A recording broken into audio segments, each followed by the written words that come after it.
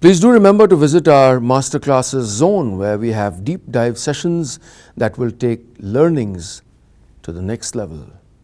जब मैंने अपनी यात्रा की शुरुआत की थी तो लोगों तक अपनी बात पहुंचाना, जो भी थोड़ा बहुत हुनर मुझ में था उसके बारे में लोगों को बताना ताकि मुझे काम मिल सके, इतना आसान नहीं था। और मैं तो अदना सा एक शायर था, गीतकार था। उनकी सोचिए जो देश के कोने कोने में अद्भुत काम कर रहे थे, कई तो पीढ़ियों से। कोई साड़ी, कोई शहद, कोई मेज़, कोई खिलौने, कोई मसाले।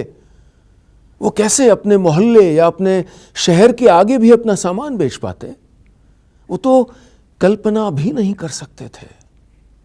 लेकिन वक्त बदला। मैंने भी बदलते वक्त के हिसाब से खुद को ढाला, अपने काम को बेहतर किया और हजारों, फिर लाखों और फिर करोड़ों लोगों तक पहुंच पाया। चाहे गांव कनेक्शन की मेरी यात्रा हो या द स्लो मूवमेंट की, मेरी यही कहानी है। भीड़ में खुद को खोजना, अपने रास्ते बनाना, अपनी आवाज़ इंटरनेट के गलियारों में, इंटरनेट के शोर भरे बाजार में बुलंद करना। Data suggests that there are 1.26 million registered businesses in India. The competition is truly overwhelming, and the efforts to make your brand stand out need consistent redoubling. Shashank Mehta, founder The Whole Truth, joins us to share some of the human truths that will help create a successful brand that sticks.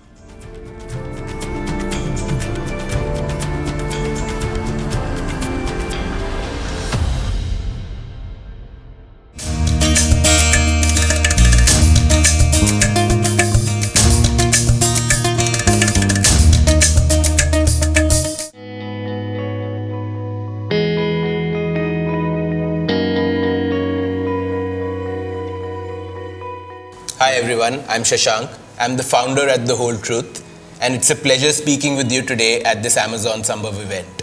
Before I begin, I've been asked to speak to you about how to build a brand that sticks, and I want to give you this caveat that we are just a year and a half old ourselves, so please take whatever I say with a pinch of salt.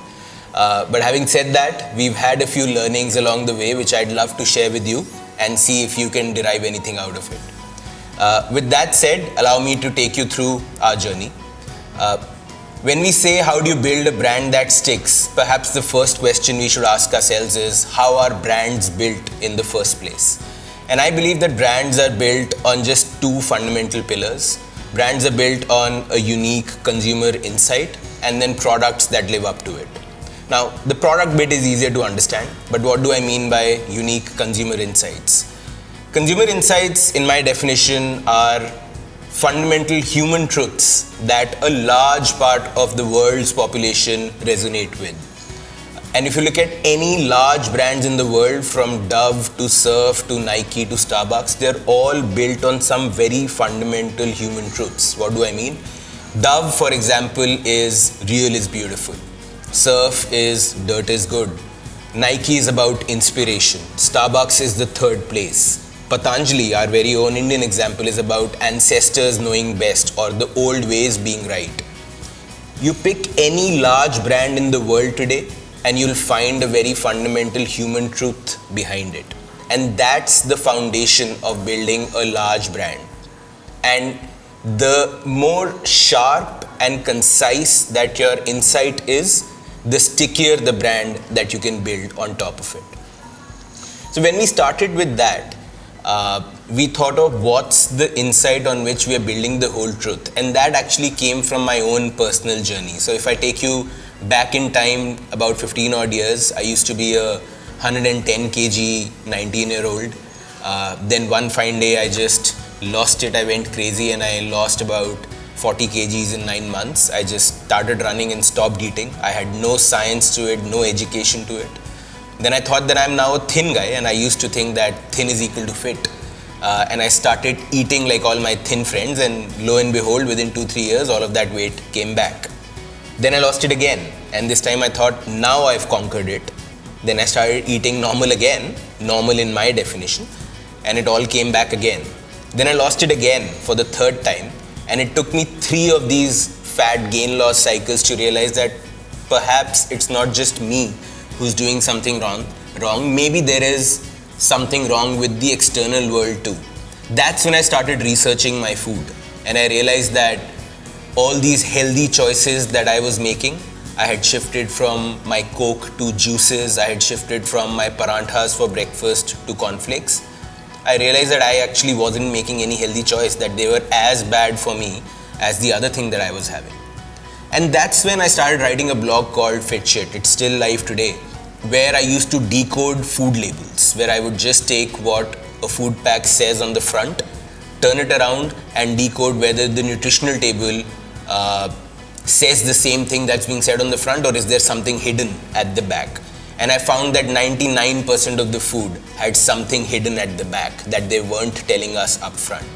I also found that consumers knew this too, that people around me did not trust the food that they were buying. They knew that they were being lied to, and that brands have been lying to us about our food for a very long time.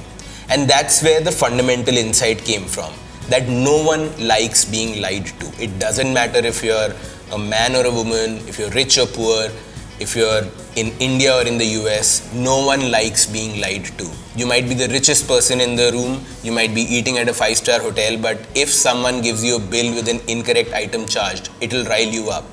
Why? It's not about the money. It's about feeling cheated. You do not want to feel cheated. That became the fundamental insight for the brand, that why can't there be a food brand that just lists all of its ingredients up front? Why do we have to have food packets with, dripping chocolate and frying almonds and sexy looking models on the front of pack, when food is just about ingredients, right? Why isn't there a brand that's just saying that, hey, this food is made of A, B, C, D, E and nothing else, right? That's why we started The Whole Truth, and that's what I believe is step 1 of creating a brand that's sticky in consumers' minds. Why? Purely because when they listen to our story, they resonate with it. They say, yes, this has happened to me, and I'm thankful that finally someone is trying to solve it. So that's step 1. Figuring out a consumer insight on top of which you can build the brand. But then step 2 is, how do you take this to the world? How do you tell consumers about your story? Another realization we had was that the best brands in the world actually tell you a story before they sell you a product. The way we think about this is, if you've ever gone to buy a washing machine or anything in a store, if there's a salesman who's always in your face, who's trying to sell you something, your distrust peaks the minute you enter the store, right? In this online world, all of us are always in a virtual store, and we didn't want to come across as a brand that is always in your face and trying to sell you a product. We wanted to tell you our story first, right? That's why if you look at what we do on social media or any of our blog and other outreach handles, you'll always see that 90% of what we do is try and say stuff which adds value to the consumer's life without trying to sell our product. We fundamentally believe that if we educate consumers about how to read a nutrition label, how to understand ingredients, how to decide whether this food is healthy or not, if we empower them and they learn it, our sales will automatically go up, because we believe we make the cleanest food possible. So rather than tell you we make the cleanest food possible, we tell you how to decipher whether food is clean or not, and once you learn it, you're going to pick our product. And many people told us that, you're trying to call yourself the whole truth. That's an impossible ideal to live up to. Someday you will falter and people will write you off. We believe that these people miss the point. Saying that you're the whole truth is not saying that you're going to be perfect. It's saying that you're going to be honest about your imperfections. And you're going to be naked and open up everything to the consumer to see. No one expects neither human beings nor brands to be perfect. Consumers expect us to be transparent in all our dealings. To give you an example, a few days ago, we actually made a technical error in one of the educational posts that we put out. We realized this because someone in our community commented and said, hey, this doesn't look right. Immediately we took it down, and then in 2 hours we issued an apology, an editorial apology post on Instagram. That post actually has become our most loved and liked post ever in the history of this brand. Why is that? We believe it's because consumers trusted us to do the right thing, and when we did it, it resonated with them. To give you a few more examples, we are a small startup, we don't have all the funds in the world, but we wanted to create a video ad which told our story. So on a very shoestring budget, with me playing lead, and in this very kitchen and office area, we shot a small 2-minute advertisement. And if you go and look at it, 90% of those 2 minutes we again spend on education, and only the last 10% do we spend talking about hence why we exist and our product. I can give you another example. So recently we launched our range of vegan energy bars. We believe that a lot of consumers wanted vegan options, so we pushed ourselves to create a product that gave them a clean vegan option that was still very tasty and healthy. But more importantly, with that launch, we also launched our own EPR, which is Extended Producer Responsibility, where we said that we'll send you a pre-stamped, pre-revenue stamp paid envelope with every order. The wrappers of the bar, which are plastic, if you want to save the environment, just put those wrappers back in the envelope and post it back to us, and we will take care of the recycling of those wrappers. And at the back end, we've tied up with recycling partners who can either recycle or even upcycle these wrappers, and we got huge amounts of love from our consumers for this initiative. So 3 small examples of how we try and tell the story before we sell the product, and I believe that that's step 2 of building a brand that sticks. Once you've figured out step 1, which is a unique consumer insight which is relatable to a large part of the population, step 2 is then take that insight and tell a story before you become all salesman-y and pushy with the product. Once you've started telling the story, the metric to look at is, are you getting inordinate amounts of consumer love? For example, in a year and a half, we already have about 130,000 followers on Instagram, which for a small brand like us is quite a decent number.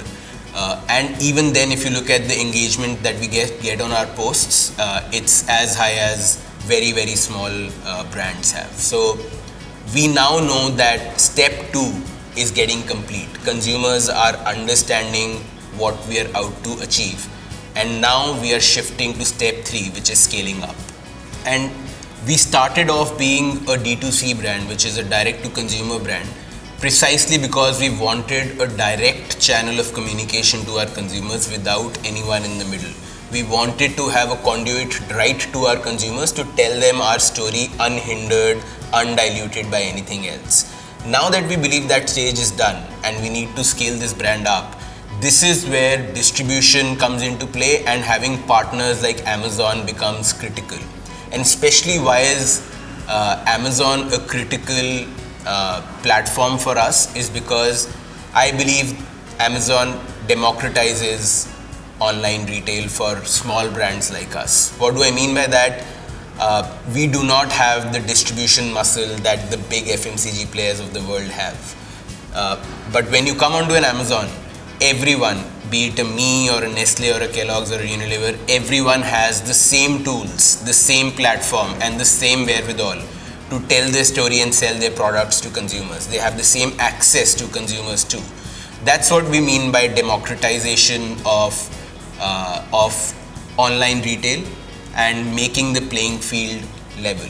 The other huge advantage is the number of people who come on to such a platform every day is just so massive that it's almost impossible for a standalone brand to be able to replicate that on their own website. So the minute you go on to a platform like Amazon, the exposure that you get to a very, very, very large audience is almost irreplicable for a brand to do on their own.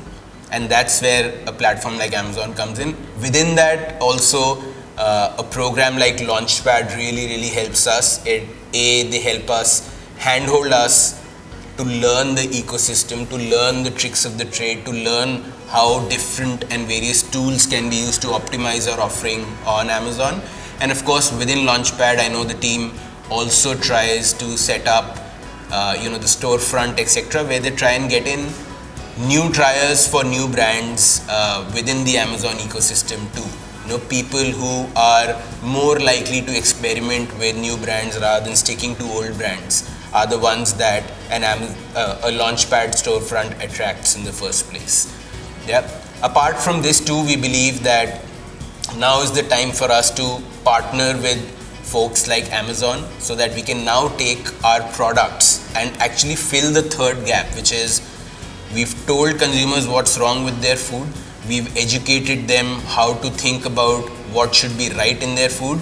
We should be doing the third thing, which is giving them access to a good option so that if they want to bring a change in their lives, the product should not be too far away. It should be easy to put it in their Amazon basket and check out with it.